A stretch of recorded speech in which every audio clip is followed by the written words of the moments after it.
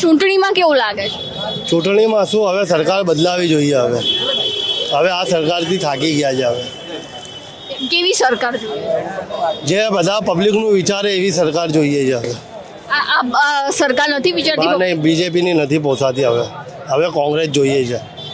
તો કોંગ્રેસ જોડેથી શું અપેક્ષા રાખે?